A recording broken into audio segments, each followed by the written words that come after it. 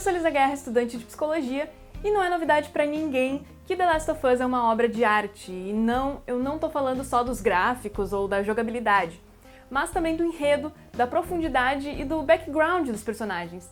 O desenvolvimento do jogo foi tão levado a sério que os próprios escritores já confirmaram que ocorreu consultas aí com profissionais da psicologia para dar mais profundidade nos personagens, como por exemplo o TEPT, que é o transtorno de estresse pós-traumático da Ellie.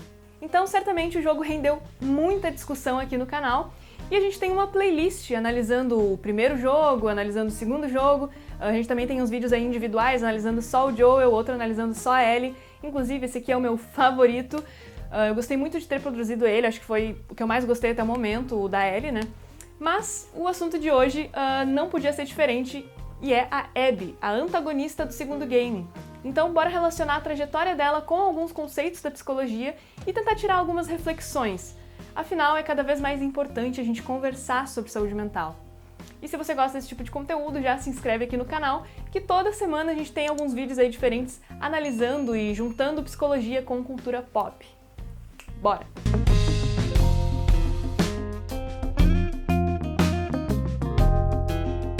Já deixa o seu like para dar um help aqui no canal, eu já vou avisando que esse vídeo tem spoilers. E a Abby, que conquistou muita gente, inclusive eu, e olha que para isso ela precisou de muito jogo de cintura, afinal tava tudo encaminhado pra gente detestar ela. É ela quem nos tirou de forma cruel o melhor personagem da franquia e deixou vários traumas na Ellie quase irreversíveis, e eu aposto que muitos de vocês, assim como eu no início do jogo, só queriam se livrar dela. Joel, please get up!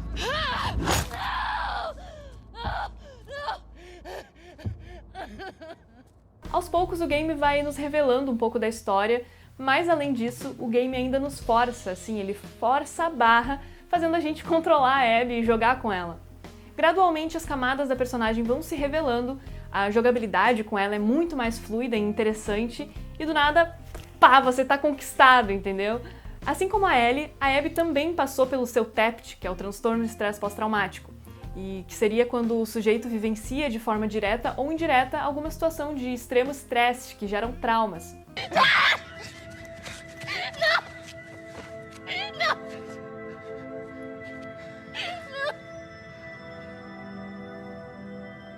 Claro que em um mundo pós-apocalíptico, o TEPT ele tá super presente na sociedade, afinal é só a lei do mais forte ali que sobrevive, tornando um ambiente super hostil, do qual deve ser muito difícil manter a sanidade. E quando se é tirado tudo que você tem, eu acredito que toda a energia possível é usada para tentar preencher o vazio de alguma forma, encontrar um novo sentido para estar ali no meio daquele caos. E foi isso que a Abby tentou fazer. Ela investiu toda a energia dela, e acredite, não era pouca, para tentar vingar a morte do seu pai. Quando a gente sabe dos motivos, quando a gente vê como era a vida dela antes, como ela tinha relações, como ela sonhava em mudar o mundo, é impossível a gente não se conectar e não criar uma empatia com a personagem. Muitos dizem que The Last of Us nos mostra que não há vilões, apenas perspectiva. Talvez até eu tenha dito isso em algum momento.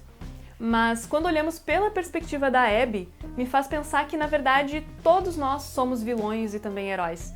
Não só em perspectivas, mas também dentro de nós. Afinal, a Abby foi sim vilã e herói, tanto para Ellie, afinal foi vilã tirando o que a Ellie tinha de mais precioso, mas também foi herói poupando a vida dela, pois ela entendeu que não é assim que se curam as frustrações. Ou seja, além de tudo isso, a Abby também foi herói e vilã para si mesma. Alguns dos sintomas do TEPT que a gente pode observar na Abby são lembranças angustiantes e involuntárias sobre o evento traumático, um sofrimento intenso e prolongado, crenças negativas e persistentes, um estado emocional negativo, comportamento irritadiço, acompanhado aí de vários surtos de raiva, um sentimento de distanciamento e alienação das outras pessoas. A gente vê isso muito bem, afinal ela se afastou e ela mudou a sua postura com seus amigos e com as pessoas próximas. E também sonhos angustiantes e recorrentes relacionados ao trauma. Tudo isso deixa a Abby e a Ellie ainda mais próximas, de certa forma. A diferença entre elas fica clara quando o jogo nos traz questionamento de se a gente consegue ter alguma justiça sem ter que sacrificar parte de nós. If it was me, I'd want you to do the surgery. Uma das coisas que eu mais gostei na experiência do game foi conhecer o Lev, e eu espero que a gente possa ver ainda mais dele ao longo da franquia. A Abby encontra redenção nos sentimentos dela pelo Lev. Come on. Those were your fucking people. You're my people.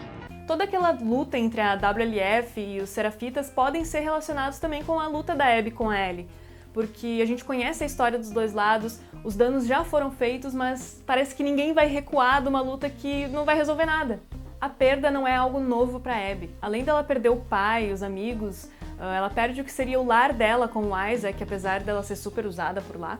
Além de tudo isso, ela é quase enforcada lá pelos Serafitas, depois é capturada e torturada por um grupo ainda mais bizarro, e no final a gente tem uma Abby quebrada, tanto mental quanto fisicamente.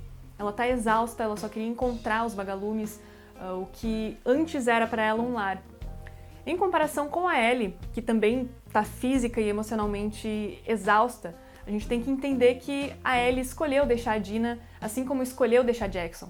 A Abby, ela não teve nenhuma dessas escolhas. Se você tá comigo até agora, não se esquece de deixar o seu like, que ajuda bastante o canal. Essa foi a perspectiva minha e da Júlia sobre essa obra maravilhosa e essa personagem incrível, e eu espero que vocês tenham gostado. Já deixa o seu personagem favorito aqui nos comentários, que mais cedo ou mais tarde ele pode virar vídeo aqui no canal. Muito obrigada pela sua atenção de sempre. Tchau!